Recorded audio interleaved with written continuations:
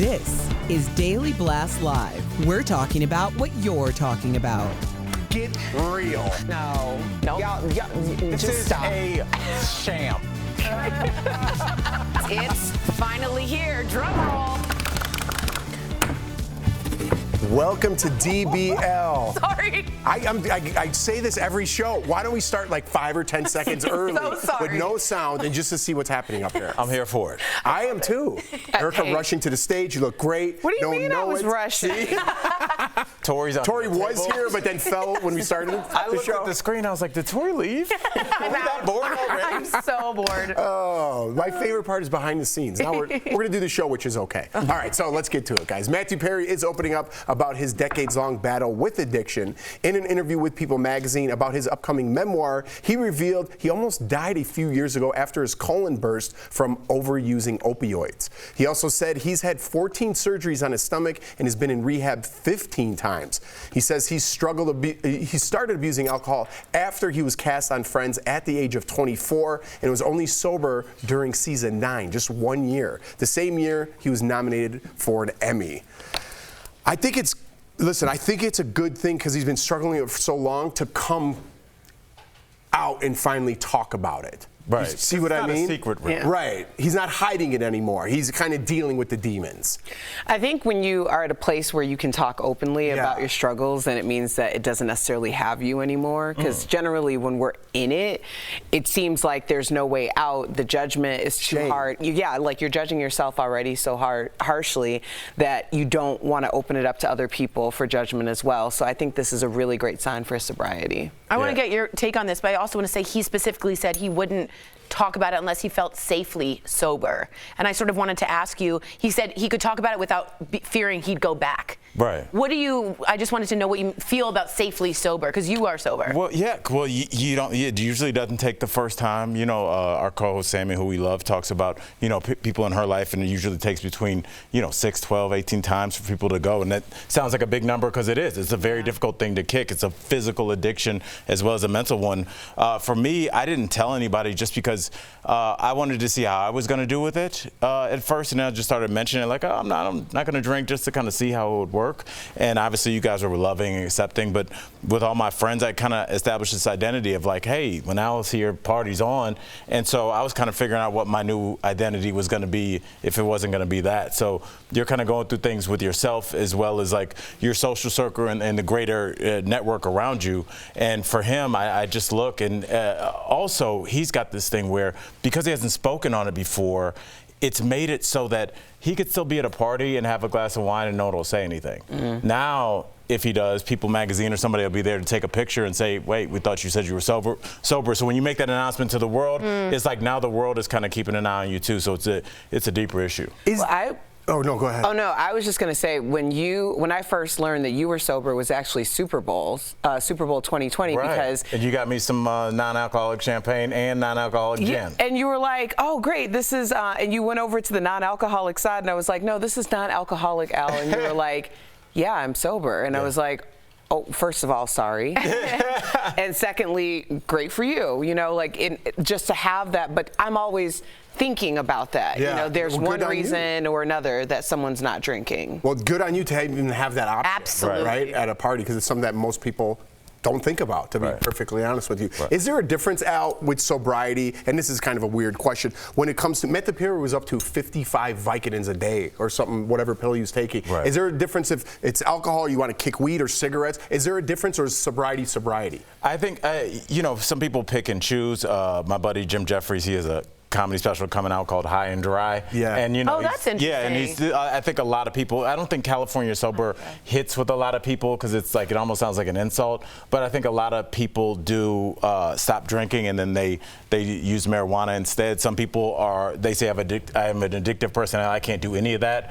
One of my best friends in the world is in recovery for gambling, and so the same kind of urge. Yeah, urge. Yeah. So it's like he could drink, but if he drinks too much, that'll trigger the gambling. Gotcha. Gotcha. So it's all kind of interconnected like that.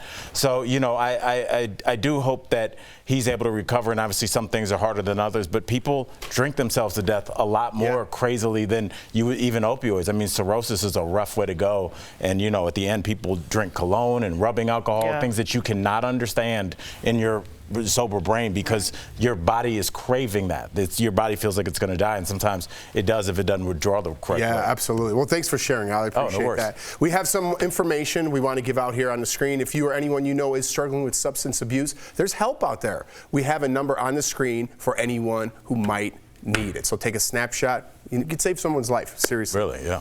All right, guys, let's change gears a little bit here, huh? It looks like Olivia Wilde has revealed her special salad recipe. If you were with us yesterday, we talked about it. It's a callback. Thank you, everybody.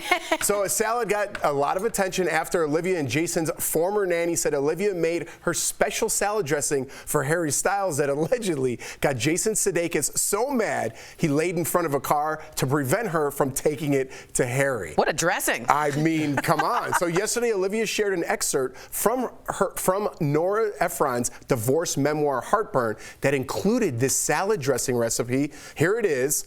I thought it was going to be more fancy than this. It's just Grey Poupon, good red wine vinegar. I'm going to add good olive oil, too. If you're going to lay in front of a car, you want top-notch ingredients. Yes, absolutely. Absolutely. Yeah, if I make a salad, I make this Greek salad that is, when I finish it, it's about 10 to 15 pounds.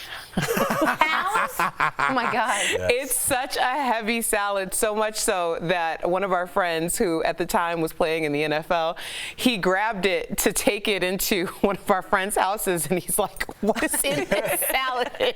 So now we call it Anthony's special salad. So if I made it and took it somewhere else and didn't make it for my husband, he would be very upset. If you made it for another man, would he lay in front of a car? Well, I would never make it for another I'm just man. I'm putting it into... But if I was making it for like a party that I was going to take it somewhere else and leave it, he would have an issue with that. So you could relate. I can. It's deeper than the salad to me. Deeper than the salad. I have to say, out of all the moves Olivia Wilde has made, just to take it back to her, this is my favorite one. I feel like she has gone and tried to hide from the obvious elephant in the room every press conference, every interview, and this one she slyly just put it out and made fun of it. That's the way you get rid of the paparazzi kind of going at you. You go on SNL and you make fun of yourself. You post the salad dressing recipe. So to me, great strategic move. Very funny. I don't know about that. Oh, why? We're talking about that and not how crazy this whole weird breakup thing is. Now it's all olive oil. I don't know how weird it was. It seems like she left with another dude. Yeah, she did, but I don't think it was over a salad dressing. No, but it's like that to me feels like insult to injury. It's like, I don't know, I wouldn't even put anything, if any of your spouses left you for somebody else and then on top of it they gave him like your robe, like you're telling me, oh, that would be a great article to post. That's like that's a dagger. No, it's personal. The robe is different than a salad dressing. Absolutely not. It is not. Yes, it is. It totally is. You think giving another man your ex's robe is the same thing as the salad dressing recipe? Yes. No. Because it's Listen, this is the difference between men and women. I'm going to say it because there is. If I found out my wife slept with somebody, I'd be mad. Right? If I find out she slept with somebody and cooked my favorite meal and slept with them, twice as mad. Thank you. Yeah. Well, you can be twice as mad, but it's not as if she cooked the meal. Would be like, would you be worse or would you be more mad if she cooked the meal or if she slept with them? That's a great question. You got to think. I don't think the meal's worse because the meal is intimate. You could say sex. But you could say, hey, I accidentally slept with this person. I'm really embarrassed about it. I blacked out, whatever, your excuse. But the salad, you're sober, taking time. You went to the grocery store, you're like, I think he'll like this one. You're like picking through the olive oils and you're like, oh, my new man's gonna like that. It's the time that's the dirty part. It's not the actual act of sex or whatever, but it's just like you taking my robe off the hook and then you put it in the car on the other hook and like you transported it to him. done. Dude, this is like a movie scene. I can't believe I swear, this. It's my favorite. You have to think. I love it. It's like a Curb Your Enthusiasm for sure. Speaking of relationships, Gwen Stefani reportedly asked her husband Blake Shelton to stay away from Adam Levine. This is all according to a tabloid, which said Gwen told Blake to, quote, cut ties and distance himself from Adam after he was outed for allegedly having an affair. It said Gwen isn't worried about Blake cheating on her. It's just a matter of principle, since Gwen's first husband, Gavin Rossdale, was accused of having an affair back in the day. I wonder how they would address the salad dressing. Yeah, Gwen wouldn't do that. No, she wouldn't do that. You know, this is interesting because I understand where Gwen Stefani reportedly is coming from, allegedly.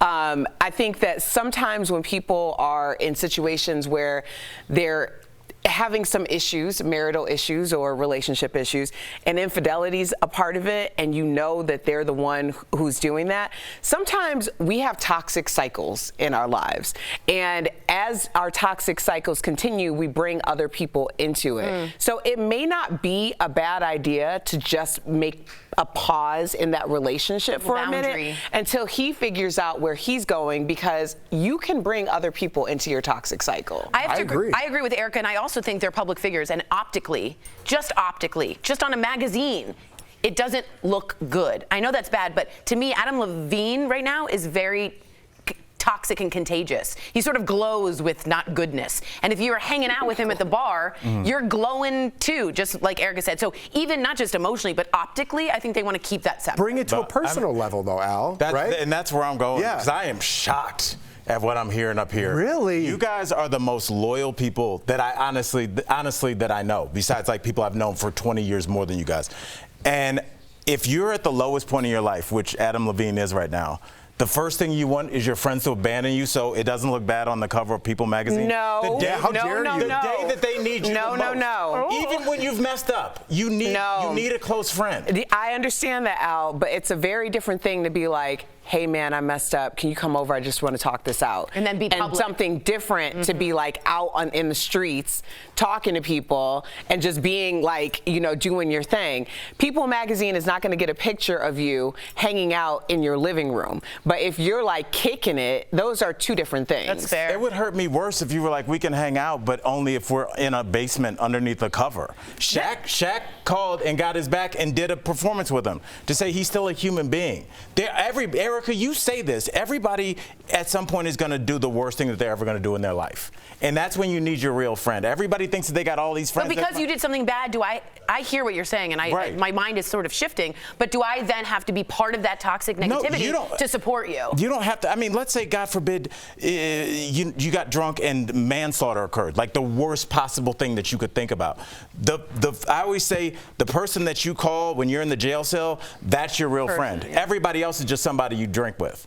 That's your real friend. But here's the thing. I think that context is very important. And if you're like, it is true. There are people who are in toxic cycles and they're kamikazes. They have no regard for themselves. So how can they have regard for anyone else? You're part of the damage. Now you have this situation where you're newlyweds. Your relationship is the most important thing. Your marriage is the most important thing. You're all public figures. Then it's like you have to make a decision. Are you going to go down with this ship, someone who's not willing to advocate for themselves at this point in their lives? You can be there for them without physically having to ride with them in every single place. Right. Great points. Great points. Good conversation. Coming up on DBL. I was like, dang it. Erica takes BravoCon by storm. She's telling us all about her time at the event celebrating all things Bravo. Super jelly. And will the crown ruin the reign of King Charles? Tori's breaking it all down for us in her new segment.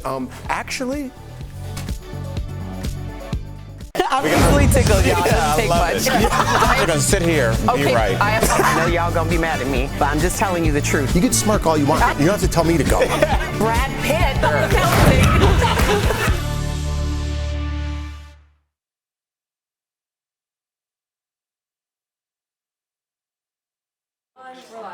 I was shamed. I was very shamed. I guess I was shallow in my answer, and I appreciate don't think it's shallow. I meant, but that's his livelihood, and I think you have to be careful about who you. If you're a lawyer, you can't be seen with the opposing counsel, if you will. Yeah, I guess, but it's just like, are we No, but you friends made or a good point. not? No, you make a good like, point. I don't know. Yeah, what? Oh, You think it's not? Oh, I don't. Okay. But I think yeah. Gwen Stefani was really burned by Gavin Rossdale of the band Bush, if you guys remember. Glycerine. What was Bush's big song? Glycerine. Glycerine. That was it? Uh-huh. I thought she was with the guy from No Doubt. No, she is the one from No Doubt.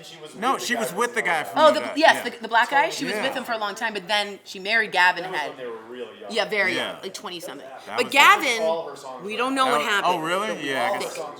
Yeah, don't speak. It's all about that guy. He's in the video, and she's like, "Don't speak." Yeah. By the way, I'm watching old Do you Shark. know the next line of that I song? know just what you're thinking. I'm just thinking. Weird accent thing sometimes Yeah. when you sing. It's Yeah, really well, it's great. I love it. It's great. I'm watching Shark Tank from 2011, specifically to find out if they've made it. Does that make sense? Like, they introduced the Misto box, and that has become like a multi-million-dollar Do they put a thing. star on your sweater every time you make a good point? There'd be no stars. No, I like that. That's cool. I can't tell if it's dorky or cool. No, it's cool. Are you sure? I can't tell because you know what? It's a bit baggy. Do you see him saying like, "Hey, Yeah. Mom, you want to pick Well, me don't up do that 'cause after you're gonna school?" You're going to mess the cuff up. But I like that.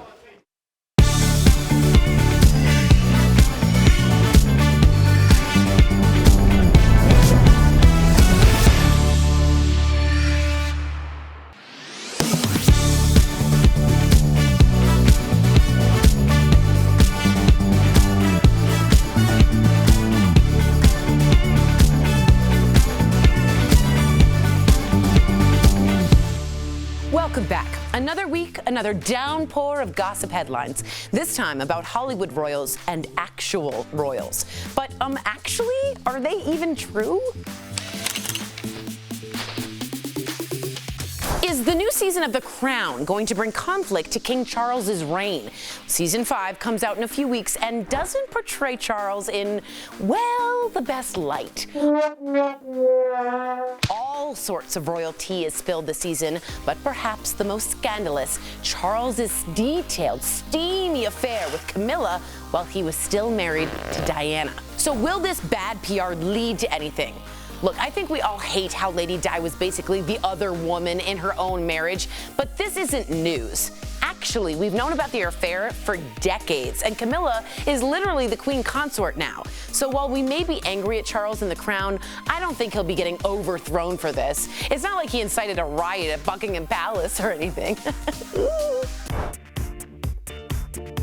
Julia Roberts has a new rom-com with George Clooney, and it comes out this weekend. But let's talk about her rom-com from 25 years ago, My Best Friend's Wedding. Russell Crowe may or may not have almost been cast as the male lead in the flick. The director, PJ Hogan, said Russell auditioned, and it was one of the worst table reads he's ever experienced. But hold on. Russell said he never auditioned for the movie and has never even done a table read with Julia Roberts. Julia hasn't weighed in, so was Russell Crowe almost Michael O'Neill? We can't confirm, and it would be odd if Russell couldn't remember the audition. But actually, if Russell Crowe were the lead in My Best Friend's Wedding, would we not be entertained? Are you not entertained? That's all for this week. We'll be right back.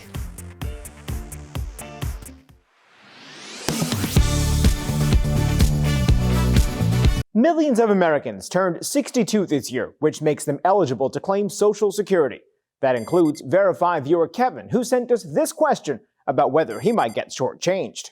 I want to know if it's true that Americans born in 1960 will earn less in Social Security because of a quirk in the formula. So Kevin, let's verify. Will people born in 1960 earn less in Social Security because of a quirk in the payment formula?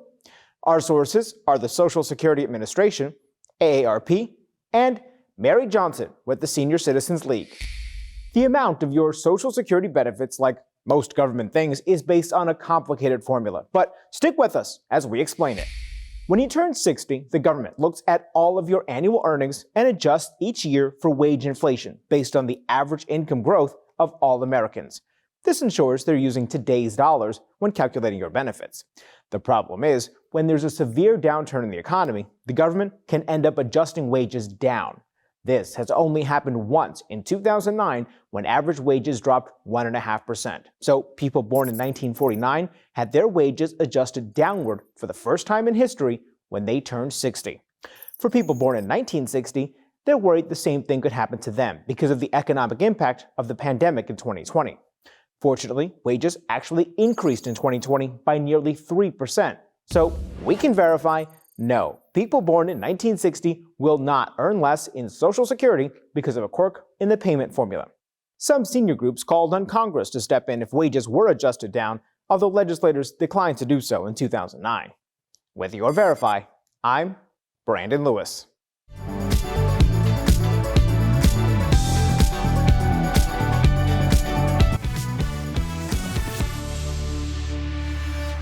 Listen, y'all know I'm a Bravo-holic, right? So this past weekend was like Christmas morning for moi. Chatting with my favorite Bravo celebrities at BravoCon, here are just a handful of the stars I spoke with, and you better keep an ear out for some of the very special DBL shout-outs. Ooh. That's right, take a look. I am here for this. I am here for it. Let's talk about us as Bravo-holics, because we like to think that we have some type of input. Listen, our audience is the best. They're smart, they're vocal, they're passionate, and we always have to consider what they're saying. My co-host, Sam Shocker. I love her. Hi, Sam. Oh my God. When she posted taking her daughter to school as Batman, dead. Sam. Brilliant. Do I have to remind you that I'm not your sister Kyle? I know we look alike. Do you have any regrets about bringing the feds in to clear your name? Girl, you're so funny. You're saying the feds like it's Mar-a-Lago. You talked about how Sally Jessy Raphael was a big inspiration. Seeing her was everything, because I was like, I want to do that. Bert Dubrow, who is our senior EP, actually created Sally. He says that if you come on to Daily Blast Live and guest host, you can wear Sally's glasses.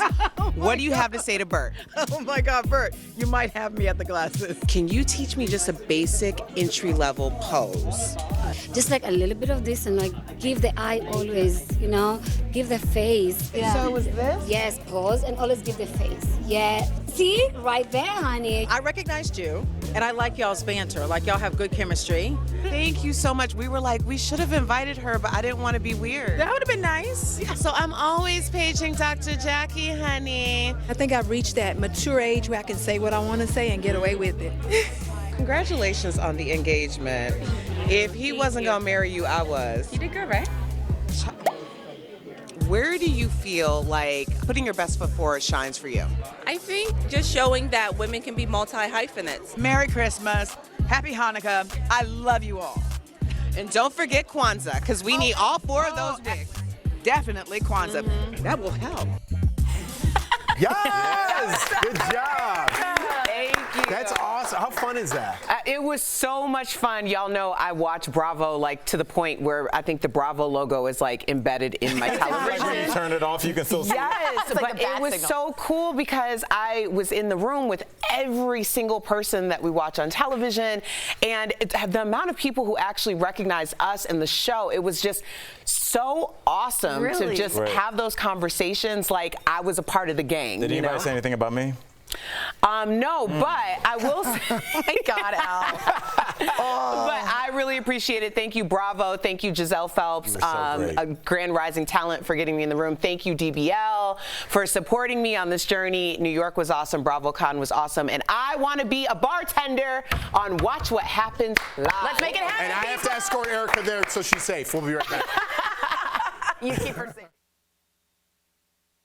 Promotion.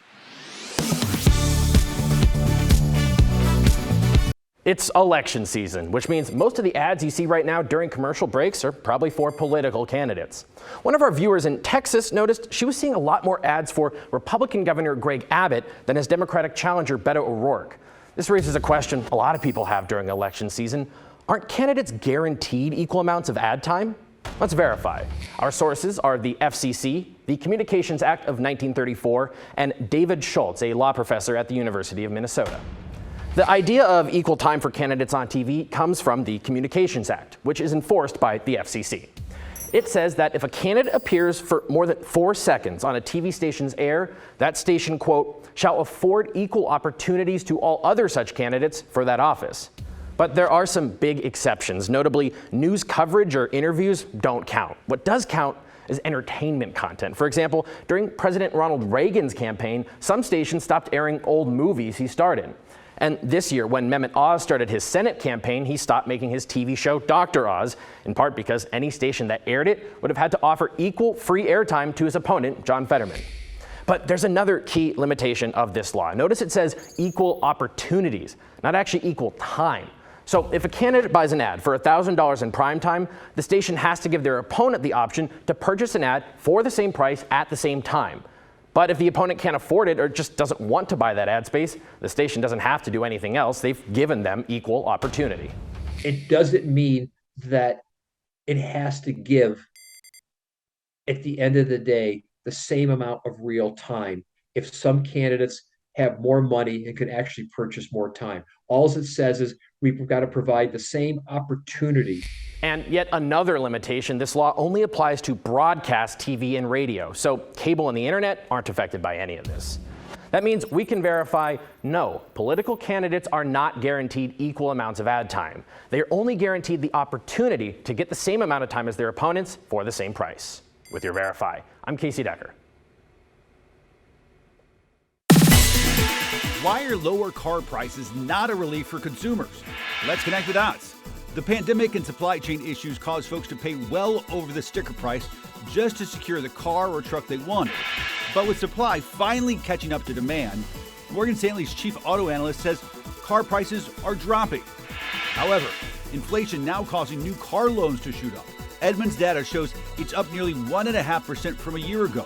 And the Federal Reserve is expected to continue raising interest rates. So you can expect the rates for auto loans to continue to rise as well. That means while overall car prices should fall, monthly car payments might not. Nearly 15% of all new buyers have agreed to monthly loan payments of $1,000 or more. And that is Connecting the Dots. Are you skeptical of headlines and what you see on social media? We are too. The Verify newsletter answers your questions, clarifies what's true and false, and even includes a daily fun fact. Go to verifythis.com/email to check it out.